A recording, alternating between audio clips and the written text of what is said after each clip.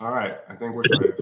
All right, ladies and gentlemen, welcome to the channel. If you haven't subscribed, hit that subscribe button and that notification bell. Today we have Rick Forrest with us. He is the engineer for the Schwacker Broadhead and the tack vanes. Today we're just going to talk about his experience. We're going to talk about what he has seen with the mechanical Schwacker specifically in his experience hunting. And Rick, thank you for coming on. I know you're really busy. You're in the middle of hunting and all that, and I really appreciate you coming on. Go ahead and give us like a brief overview of your experience and your history in archery. Well, so just to clarify, I'm not the engineer for the tack vanes. Okay. That was another guy. I'm the broadhead guy. So history started bow hunting when I was 13, when I found a green recurve at my aunt's house and started shooting it, and had a friend of my dad's come over and got me hooked on archery, and I killed my first javelina when I was 13 with a bow. That wasn't my first pig. I killed my first pig when I was 10 with a rifle. But I started bow hunting at 13, and I've killed a javelina every year since I was 13 with a bow. I'm 61 now, right? Yeah. So, but I've been bow hunting. Ended up got a scholarship shooting archery. Go figure. In my wildest dreams, never thought that would happen. And then ended up with a mechanical engineering degree, and I started with a patent with a bow sight that a lot of guys shot for years, and then it kind of fell into the broadheads. I got hooked on mechanical heads back in the day. I'm good friends with the Wards. Okay. Dennis Ward started the Vortex, and I'm good friends with Rodney and Steven. And we're always talking broadheads and going back and forth. And I just put a different spin on how the broadheads work as far as getting through the ribs first. When you shoot a big old bull elk that's covered in mud, you got a ½ inch of mud, and then you got all those ribs. To me, it made sense to get the broadhead through all that mess and open up on the inside and not beat up my sharp edges just trying to get in. And that's kind of what generated the design of the Schwacker. Yeah, that's great. I love the design. I didn't know that it didn't open until after it penetrated like an inch into it. I found that out through the video that you guys put out recently with Levi Morgan, which was like a really, really good video, very in-depth, probably one of the most professional done videos I've ever seen on YouTube so far. And I'll put the link in the description below for if anybody wants to go watch that. It was a very, very well put together video. And you have a tremendous amount of experience. And recently you guys had some people that were kind of criticizing the video, and we're not going to get into that too much. But we're just going to talk about expandable broadheads and elk specifically. How long have you been shooting the Schwacker, and how many animals do you think you've killed with it, approximately? Oh, I'd have to go back and look at the date on the patent when I did it, but I did the patent back in the early 90s, wow. And it was under the Sonoran. It's hundreds, dude. I mean, we shot our 71st elk a couple of weeks ago with the Schwackers. Just my circle of people, right? Me, my brother, my wife, my son, my buddy, and his dad, right? One other buddy. Somebody kind of chastised me the other day when I said we've killed 71 elk, and he's like, "You shouldn't be allowed to shoot 71 elk. That's immoral." Well, dude, I haven't personally shot 71. My circle of guys have shot 71 elk. I mean, think about how hard it is to get 71 elk tags in Arizona, right? Yeah.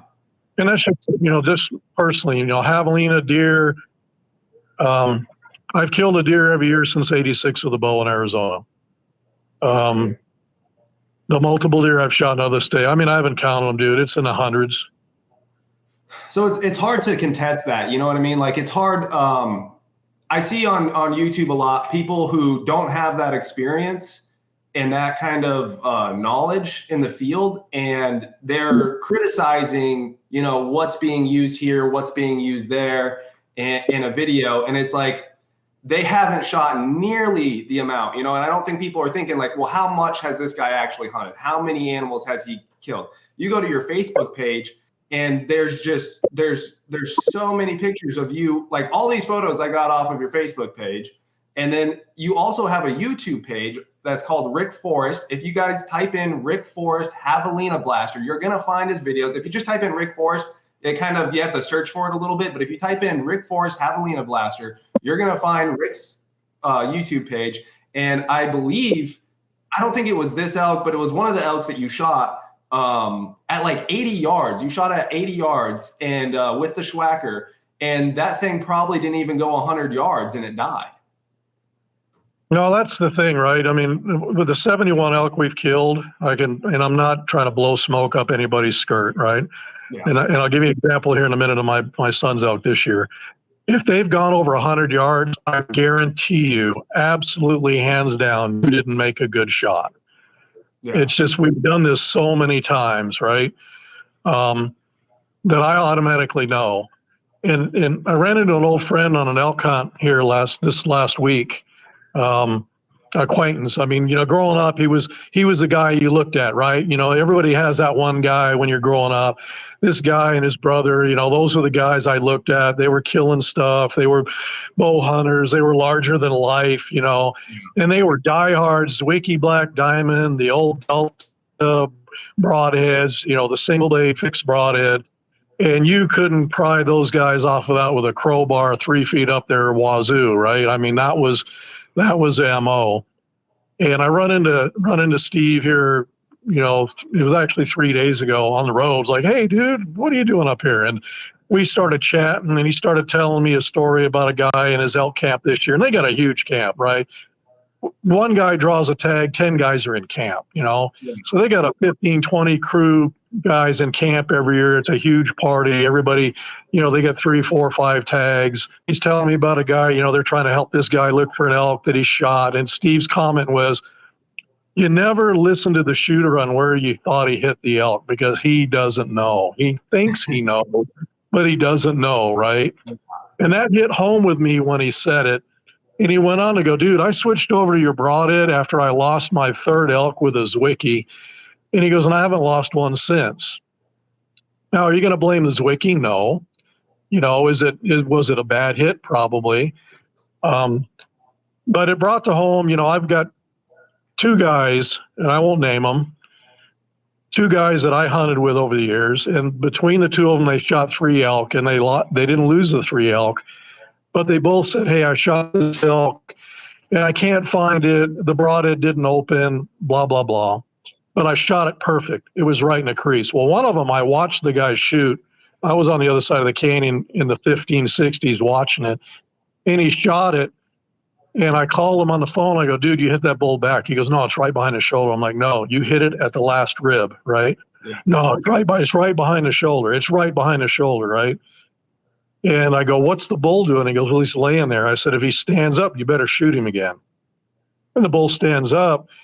He shoots. He calls me. He goes, I shot him again, but I didn't get any penetration. I go, okay, well, what's going on? Well, he's dying. So the first arrow, no kidding, back of the rib, nothing but stomach, right? Part of the liver. Made the bull sick. Second arrow blows the right front shoulder and breaks the shoulder. And is wedged in the opposite shoulder, but again, no penetration, right? Yeah. A lot of guys don't realize elk are really tall body-wise, but they're not really wide. So you can get to the far side of the chest and still have half your arrow sticking out if it's perfectly broadside, right? The same guy rolls into my elk camp 4 years ago when my wife shot her 380 bull. Now, my wife, right, with a bow, with a swacker, killed a 380 bull. I think you had a picture of it. That's it right there. This guy rolls into camp. He goes, hey, I just shot a bull and I can't find it. I don't think the broadhead. I'm like, my dude, Russ, again? So I went up and found the blood trail, and I followed the bull about 300 yards, and I finally lost the trail. There was just no blood. And I went back and said, dude, there's absolutely no way that you shot that bull behind the shoulder. There's no way. And 3 days later, he rolls into camp with a head in the back of his truck stinking. And he goes, hey, I owe you an apology. I found my bull another 100 yards past your flag, went 400 yards. He goes, 100% guts. Jeez. And it was back. And my brother did the same thing. He shot an elk, swore it was behind his shoulder. And we get the elk, and it's at the last rib. And I'm walking down the trail going, dude, this elk is walking almost right at you when you shot this elk. And I think, guys, you get amped up with the adrenaline, and your brain sees this 2D image of this elk, right? You see this 2D shape, but you're amped up in the moment, and you don't realize it's quartered that much. And this very year, my son did the same thing. He shot a bull call me. He said, I think I hit it back, but I'm not sure. So he came and picked me up at camp, and he goes, the elk went to the left. I'm like, you sure? Yep, he went to the left. He went to the left through these trees. We go, there's no blood, right? We go up about 200 yards. I'm like, if you hit this bull where you said you hit it, it's on the ground. It didn't go this far. I said, I'm going to go to the right. He goes, it didn't go to the right. I said, I'm going to go to the right. You go to the left. You go look where you think that bull went. I'm going to go to the right. Now, keep in mind, it's dark, right? It's already dark. And I come down the hill, and there's this bull laying there dead in a doornail, 103 yards from the water hole he shot it on. And the arrow went in at the last rib, and it came out in front of the opposite hip. That's how much that bull was quartered. Wow. Right? Yeah. He goes, yeah, it was quartered a little bit. He goes, man, I didn't think it was quartered that bad. Yeah. And so that's my point with guys is almost every single time that I've helped somebody recover an animal that's gone farther than 100 yards, it's usually quartered more than they thought, and they've only got one lung, the back end of one lung, and they've got guts. Yeah. And, you know, it's just, I always tell people, if the human eye could see everything, magicians would be out of business. Yeah. Yeah. You know? So those elk that you had to go look for and all that with your friends, were they shooting the schwacker or were they shooting something different? Oh, they were all swackers. Okay. But you still recovered the elk, right? Oh, absolutely. Yeah. Yeah. So, and that's the big thing.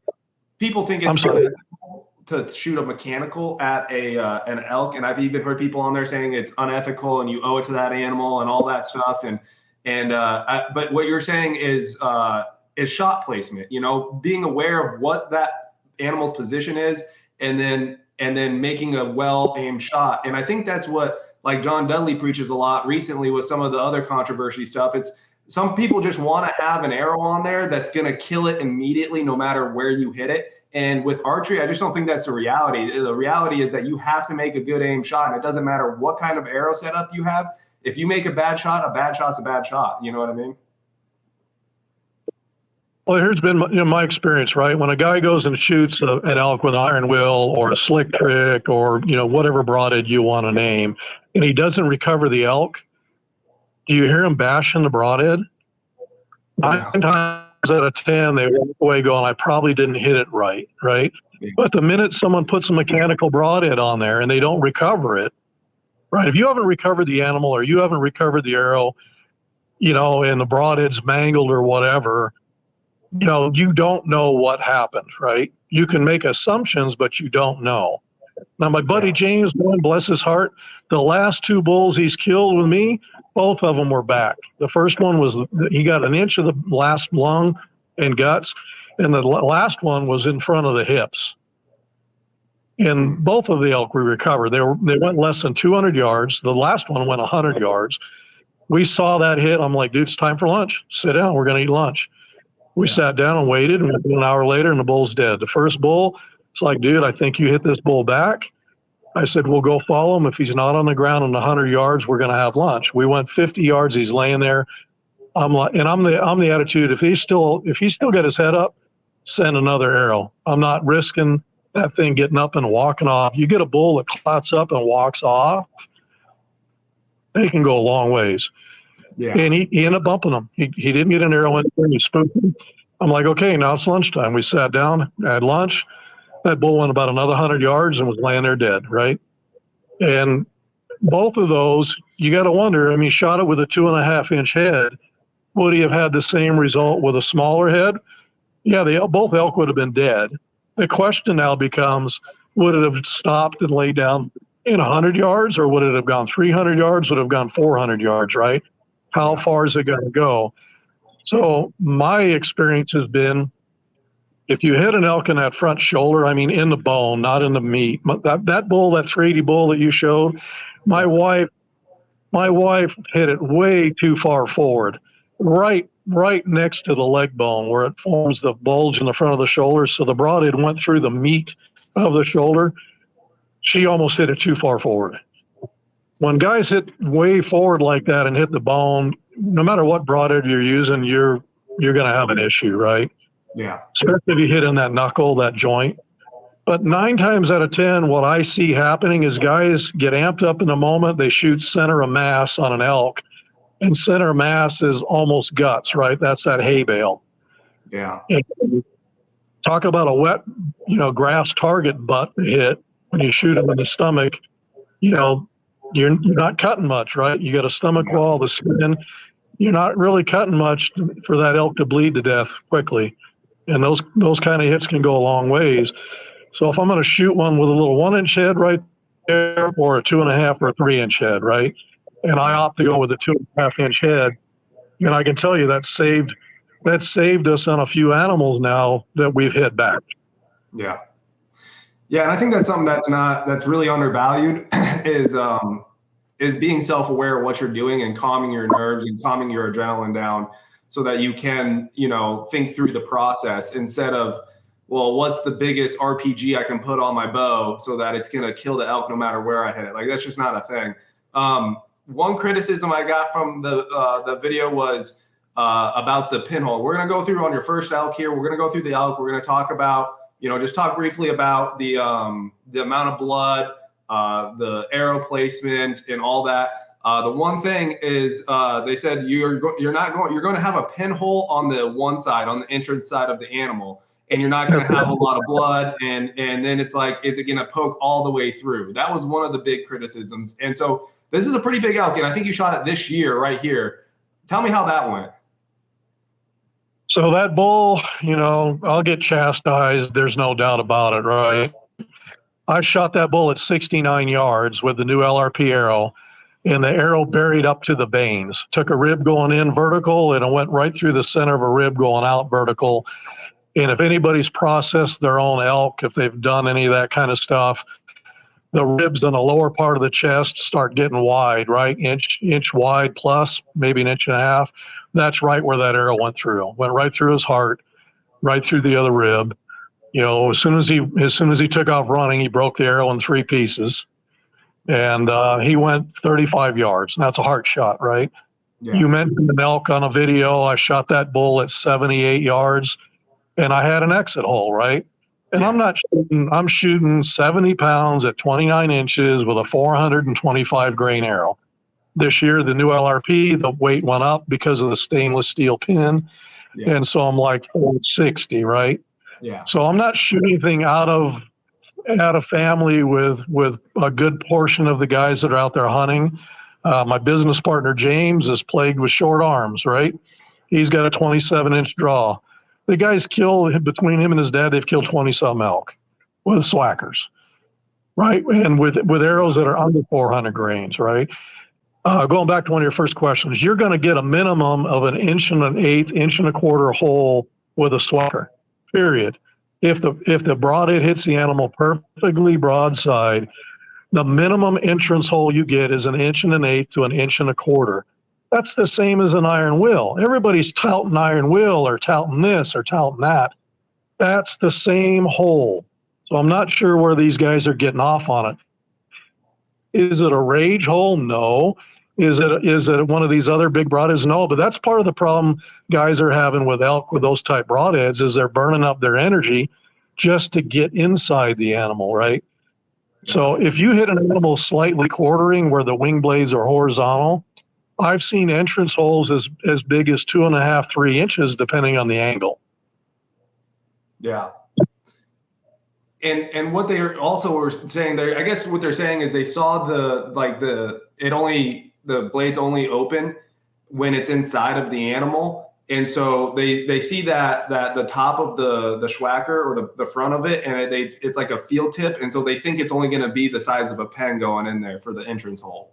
No, the wings are 1 inch wide so that it's legal in a lot of states that have a 1 inch requirement, right? Yeah.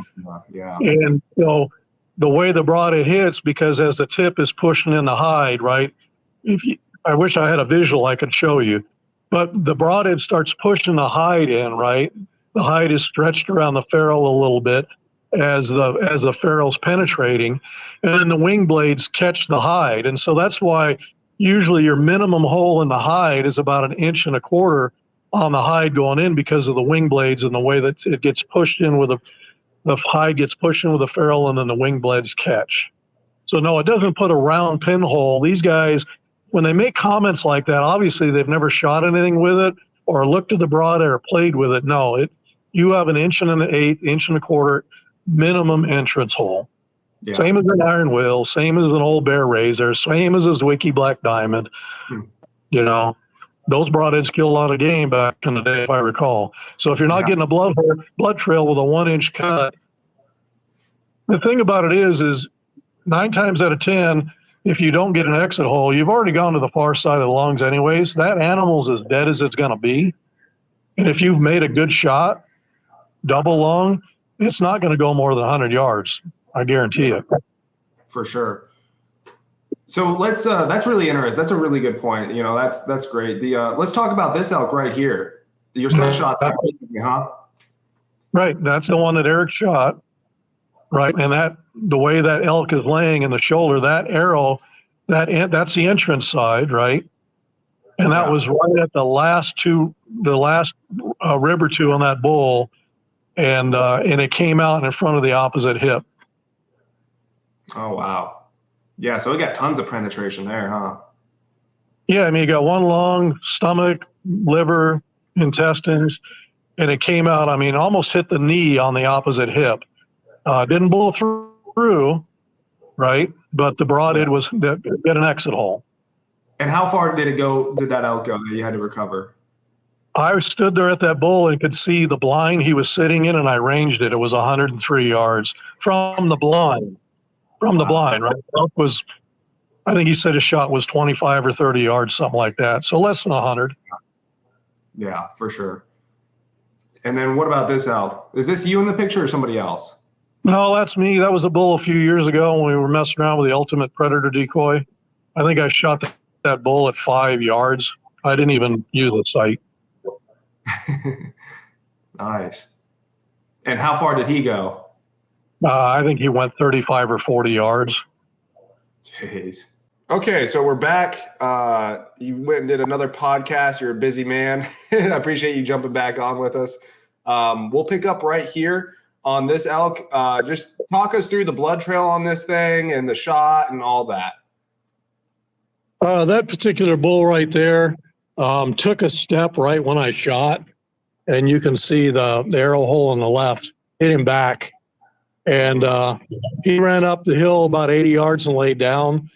And I just sat and watched him, and until his head started sinking. When his head started really bobbing, then I moved in and I shot him again. But I don't like walking away from elk. I'm not the kind of guy that, well, I'm going to leave and leave this bull alone. I don't want to leave him. I don't want to leave him if I have him in sight. If somebody bumps him while I'm gone, then I'm not going to know where he went. Now I got to really track him, and hopefully he's leaving a blood trail. So I don't leave him unless it's dark. And in that case, I had him in sight, just watched him till his head really started sagging. And I felt like I could get in a little closer and put another arrow on him, and that's what I did. Yeah. Yeah, that's great. Wasn't a blood trail involved in that one. He was all visual. Yeah, for sure. Was there a lot of blood or no? Yeah, I mean, that bull that I shot this year, there was blood on the ground right where he was standing. And 3 feet from there, it was like someone was just taking a Slurpee cup and pouring it out. Yeah. It depends on the hit, right? My son's bull had very little blood, but the stomach contents plugged the hole up pretty good. Yeah. And that still put a pretty good size hole in it. Oh, yeah. I mean, he went 103 yards, right? Yeah. I got a picture while you're gone. I got a picture of this LRP system, kind of showing, how that has that 1.25 inch, 1 1/8 cutting diameter, not just a pen hole. Right. So, right. And these, go ahead. I was going to say the wing blades are right at 1 inch wide. Yeah, that's perfect. And these have to be glued into your arrow. Is that correct? Yeah, the LRP, this whole thing got, developed mutually with Levi Morgan and the rest of the team. Myself and Levi included have been shooting the micro diameter arrows for a while. And the components for a micro diameter arrow are the weak point in the arrow and also they're the point that has the biggest slop. The arrows are, all of the micro diameter arrows, whether they're 204, all carbon arrows as a whole, they're made over a mandrel. So they control the ID of the arrow, not the OD.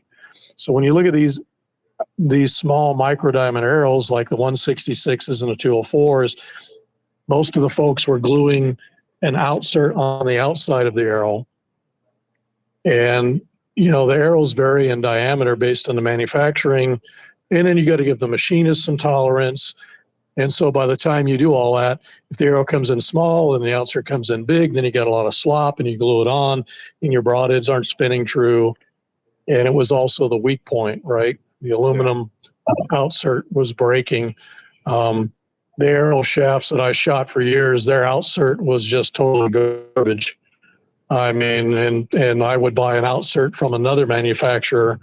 I would, spend an additional $30 a dozen to get the outsert from another manufacturer to use on this shaft, just because that's what I needed to do to have an arrow that would have some strength.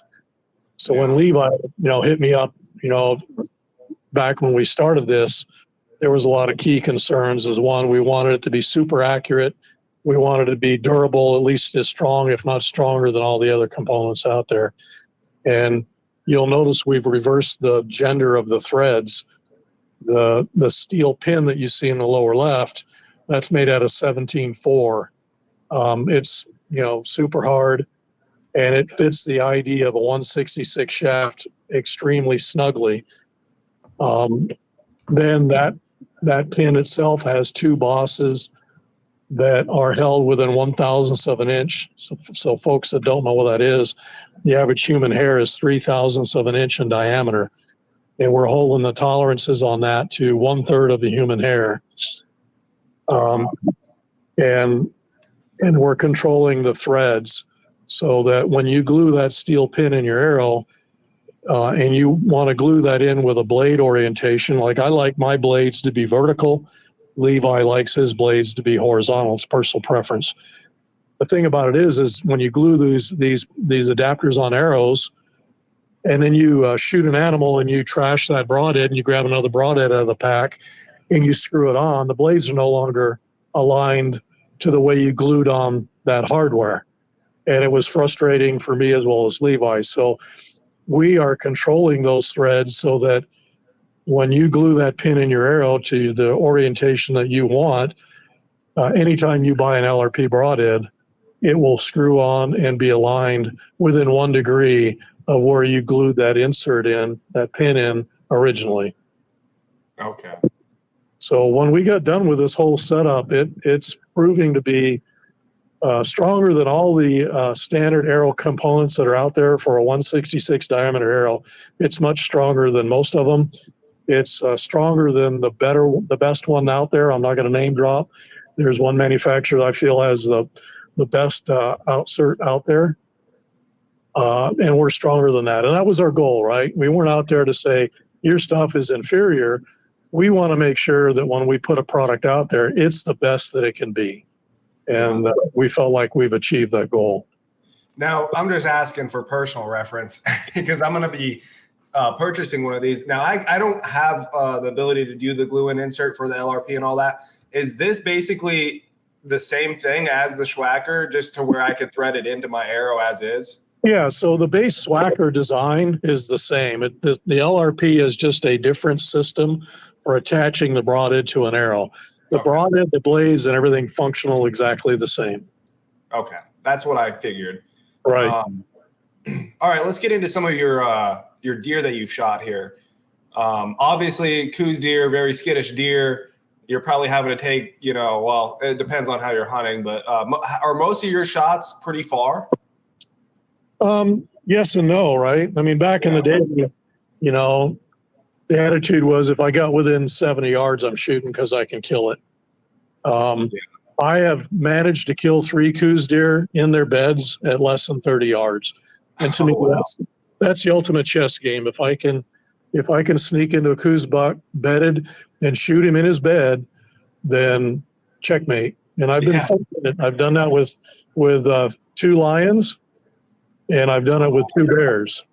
Wow. And to me, that's the ultimate. But at the end of the day, I'm there to harvest a deer.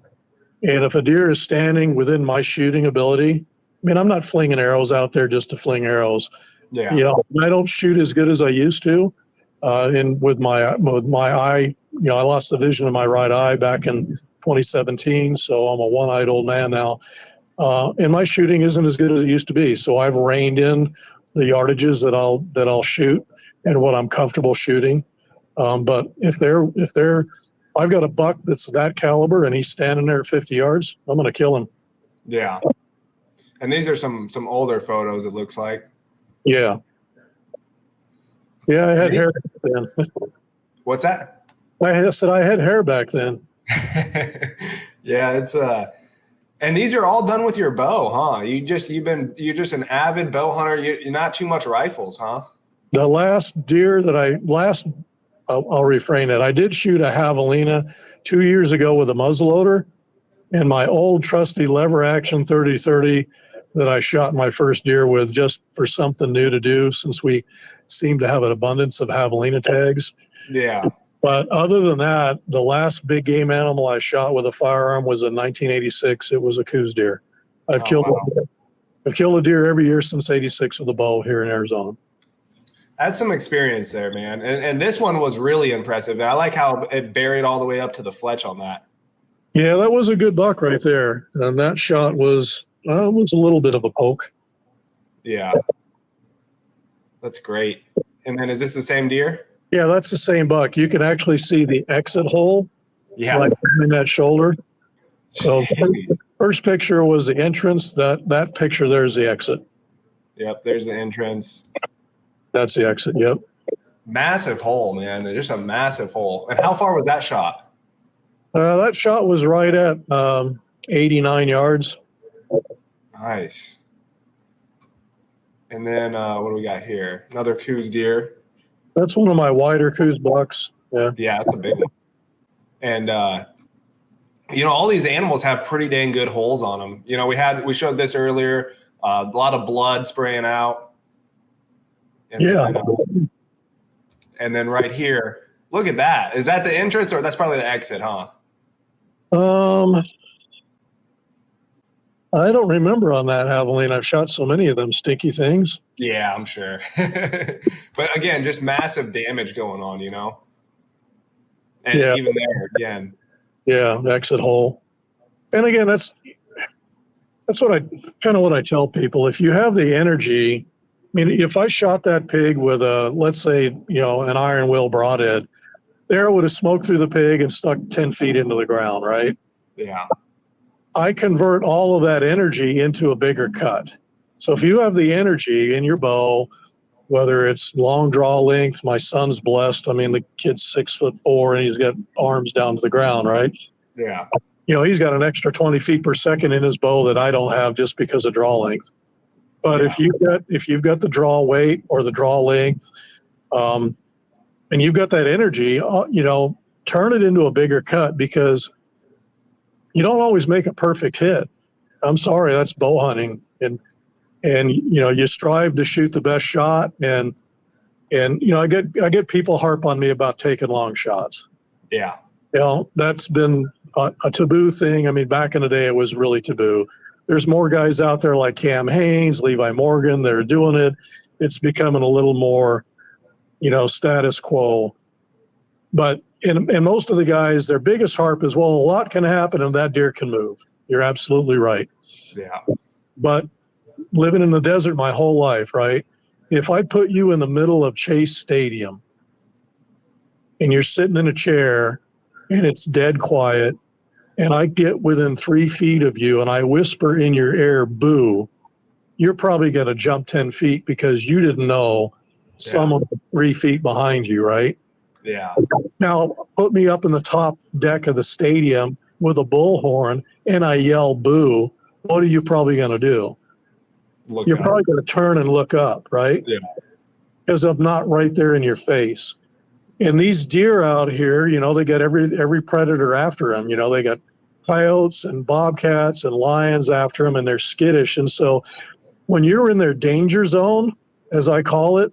The first foreign sound they hear, they're trying to get the heck out of Dodge, right? Yeah. These deer that I've shot at these longer yardages, some of them are actually looking right at me. They've already nailed me. They're watching me. Yeah. But they're far enough away that their mindset, I'm thinking, is I see you and I can outrun you, right? And they'll stand there and take the shot. Whereas some of these deer that are 20, 25, 30 yards on a water hole, they're turning inside out when the bow goes off to get out of there, right? Yeah. So the argument of a lot can happen, you're right, a lot can happen, but I've had very few deer at those longer yardages react versus the ones that are up close. It's almost like you could argue it's more ethical to take a longer shot because they're not as likely of like jumping the string or doing something crazy. Well, that's all your personal ability, right? Yeah. If you can make the shot, right? If you can grab your bow, walk out, and again, adrenaline is different for everybody. There's some guys that get so amped up, they don't even remember aiming. Yeah. If I can remember when the shot goes off exactly where my pin was, then I executed a good shot. Yeah. But I can tell you, man, there so many times I'll talk to guys, where was your pin at? Oh man, I don't even remember now, because they're so amped up with adrenaline, right? Yeah. You got to have that mental game put together. I mean, I used to have a list of things on my top limb of my bow, a whole list of steps that I would try to get my mind off of. I'm about ready to shoot at a really solid coos buck and I'm all amped up. And I look at the top limb of my bow and here's my 5 critical steps on making a good shot, right? And that kind of settled me down and get me into the right mental frame of shot execution. And that's what it's all about. If you're going to shoot long range, you got to have your stuff together. You got to range the animal. You got to know the exact yardage, and you better be able to shoot. And you have to practice. Like you have to, like, there's guys, I know a lot of guys that hunt probably, a couple weeks before hunting season, pick up their bow, fling a couple arrows, get it within the paper plate and call it good, and you've got to shoot like every day, every week, at least twice a week or 3 times a week and really practice and be confident, See over my shoulder right there? Probably not. Yeah, it's a little whited out. Oh, there you go. See that elk McKenzie? Yep. I've got probably 2,000 shots into that elk McKenzie the minute I got my bull elk tag this year. Yeah.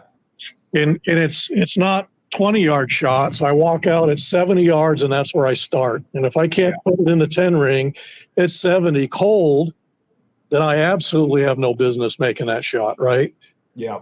I mean, irregardless of adrenaline, if you can't do it when you're calm and collected and in the yard, right, and the very first shot out of your bow, not after 5 warm-up shots, then you don't have business shooting that distance. Yeah. And that's the mental game that for me personally, everybody's different. Yeah. It's a no-brainer to aim at a circle, a dot, right? The pin's either on the dot or it's not on the dot. Yeah. You put a 3D animal up there, there's no dot. You have to mentally think about where you're aiming, right?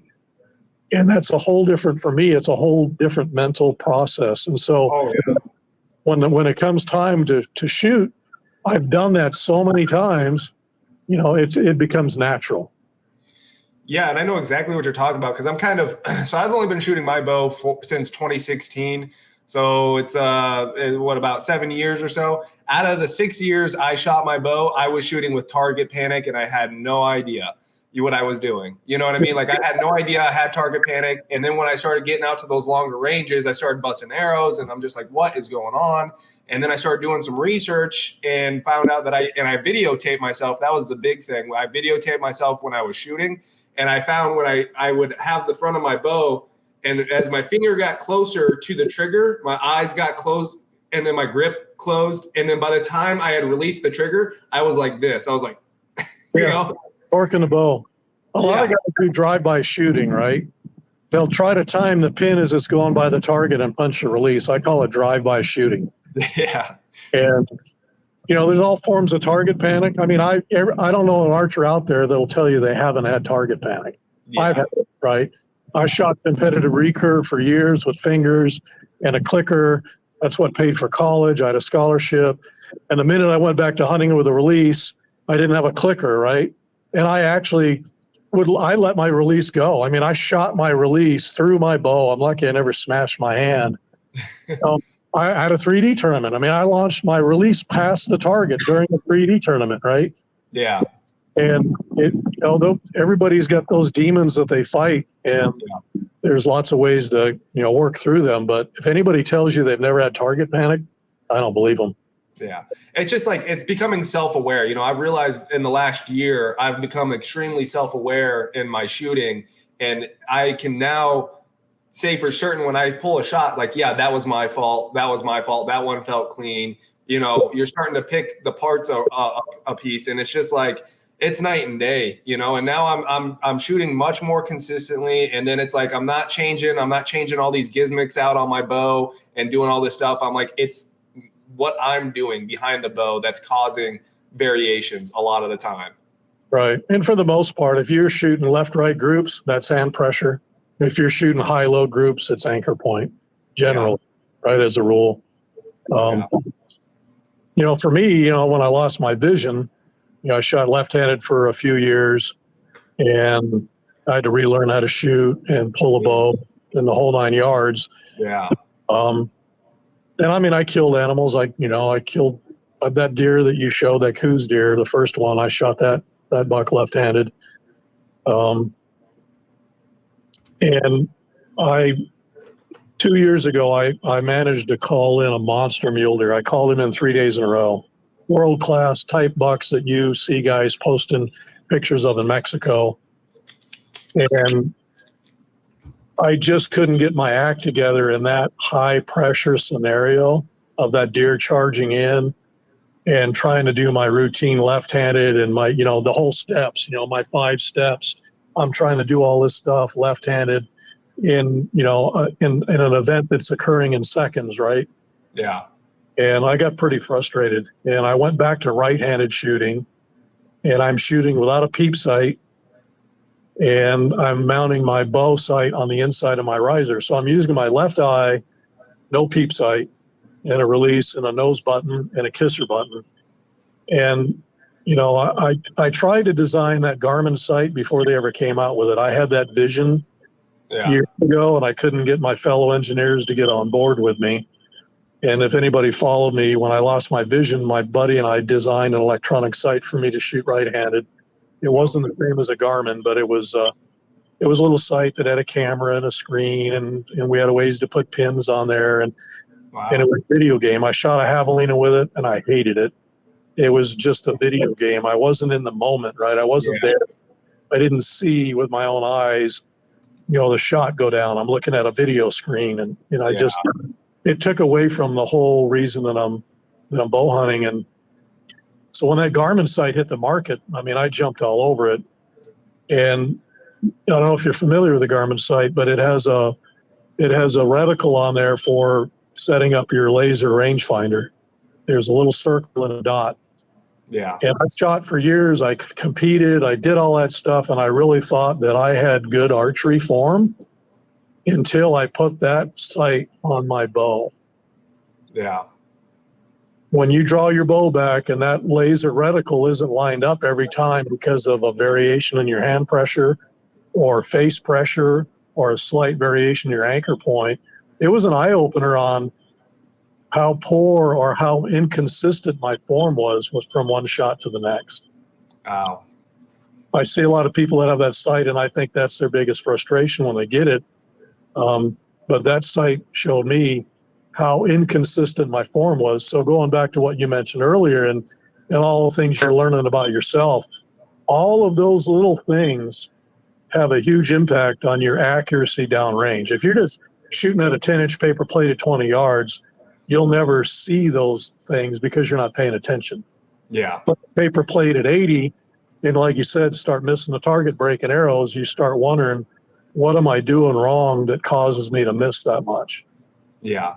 And it's minute things that make huge variations downrange, and it just be a little high or a little low or a little bit too much this way or out. And you have to really become self-aware, and you really can't just leave your bow in the closet all year and then pick it up a week before and expect to go out there and be shooting dimes all the time. you know.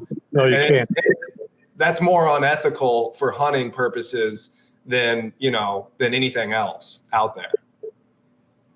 No, I agree 100%. And that's what we learned early on. And when you go back and look, I mean, there's a ton of guys out there. I mean, you've called me for a podcast. I'm a nobody, dude.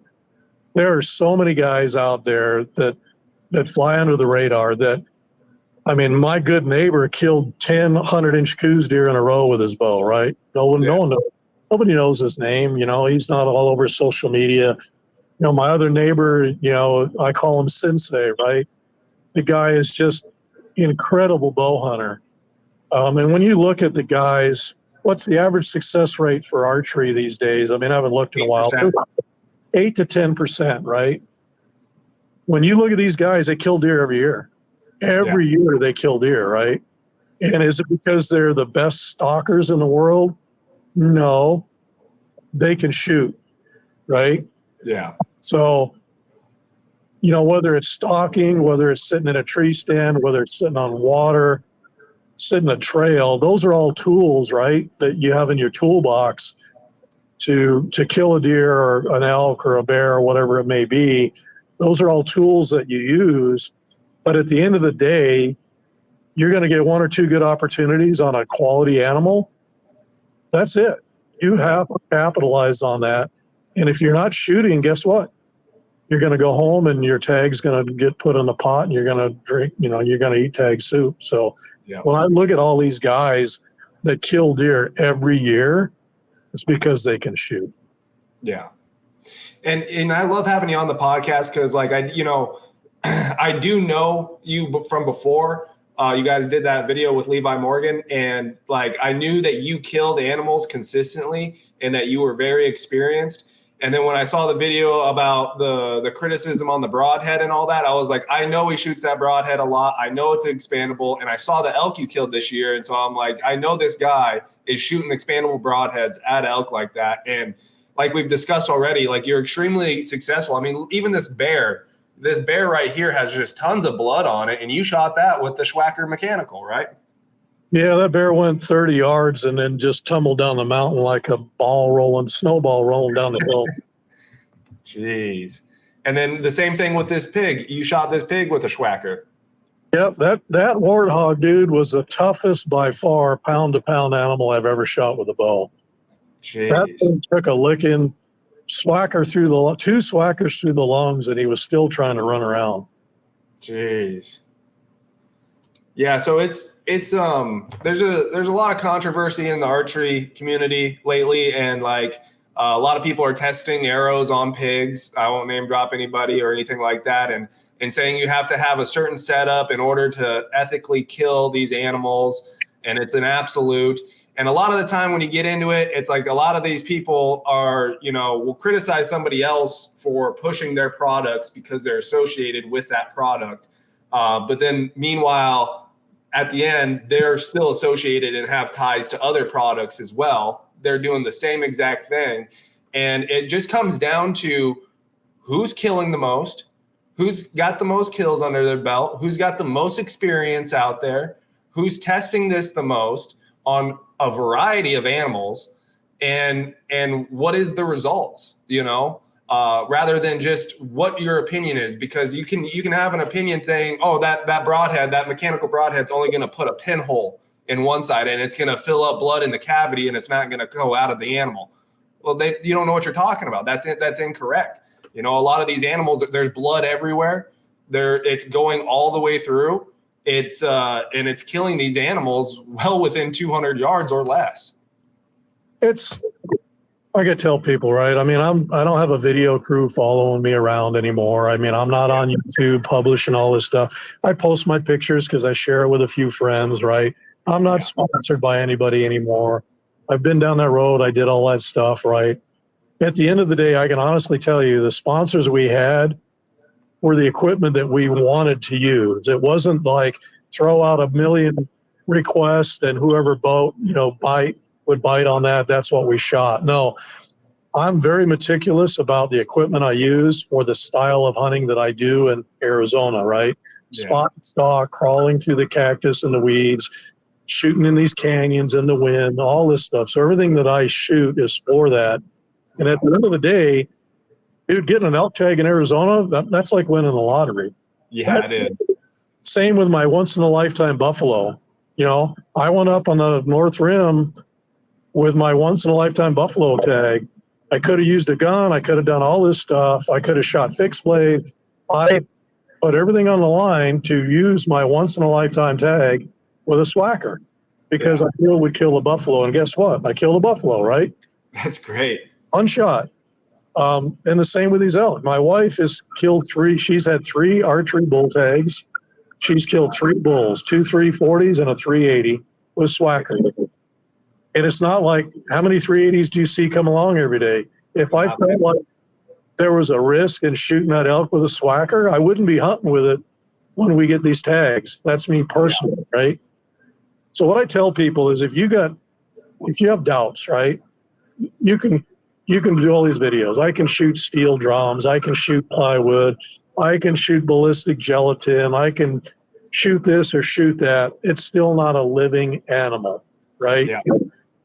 And living animals, you know, it's hard to test on a living animal because every arrow is going to hit something different, right? It hit the rib this way, it hit that rib that way, whatever, right? What I tell people is go hunting with whatever you have confidence in, whatever it is, right? It doesn't matter, whatever broadhead. You get something, you have it on the ground, and it doesn't matter whether it's a rage or a swacker. Prop the animal up after you take your hero pictures and before you gut it, while the animal's still limber and warm and all that happy stuff, and shoot it full of holes. Yeah. That's going to show you right away what kind of penetration you're going to get. Is the broadhead going to hold up? Is it going to break? Is it going to do this? I mean, that 380 bull my wife killed that you had a picture of, right after we took those pictures, I had prototype broadheads in my backpack, and we pin cushioned that thing testing broadheads, right? Yeah. Just so that we had some data, right? Shoot them in the ribs, shoot them in the guts, shoot them in the spine, shoot them in the shoulder. I'll even shoot them in the head just to see how durable a broadhead is going to be, right? Yeah. I mean, build up your confidence that way. If you don't have confidence in your equipment and you lose an animal, you're generally going to blame that equipment because you didn't have the confidence in it to begin with. Yeah. If a guy shoots an elk with an iron will broadhead and he doesn't recover it, I probably didn't make a good hit. If he shoots it with a mechanical head and doesn't recover it, oh, the broadhead didn't open, or I didn't penetrate, or I didn't do this, or I didn't do that, right? And 9 times out of 10, it's been a bad hit, right? In my experience of those 71 elk plus that I've been involved with, whenever we've had an issue and guys shooting them, it's been a bad hit. If they've gone more than 100 yards, I can guarantee you it wasn't a double lung. Yeah. Yeah, and that's great. And you're absolutely right. It's I think shooting mechanical just adds an extra in some people's head. It's just a crutch kind of, you know, and it's a great point. Well, I appreciate you coming on. We are at 30 minutes again, so I don't know what I'm going to do here. This is 2 videos of 30 minutes, so but it was good. I think this is really good information for people. For me personally, I think it's like great to put this stuff out there because it gives people more information to decide on what they want to do. When I was going through my troubles with archery recently, I was troubleshooting everything. I thought I had to have a heavy arrow. I started getting into that thing. I'm like, well, maybe I do need a heavy arrow because maybe that is why I'm having so many inconsistencies and all this other stuff. And I almost bought into that crap. And my brother-in-law told me, he said, Albert, we take 80-yard shots out here sometimes. You shot at a deer at 80 yards and think of how far it took that arrow to fly there. Now you want to double your arrow weight. It's going to take even longer to get there. And then I was like, that's a good point. And then I started looking into it and I started videotaping myself and I started realizing it's me. It's my technique. It's what I'm doing wrong. And it makes me mad because I'm like, there's people telling people right now, you have to have a heavy arrow. Otherwise you can have the best form that you can have, but it doesn't matter because you're shooting the wrong. It's just like the wrong arrow. It's like, dude, that's not right. We played all those games way back in the day, dude. We were playing games I would take a Ben Pearson spoiler with a deflex riser back in the 80s, cut an inch off of the limbs, redo the limb bolt, put a pair of Synergy number 6 PSE wheels on it, and we were shooting 330 feet per second back in the 80s. Jeez.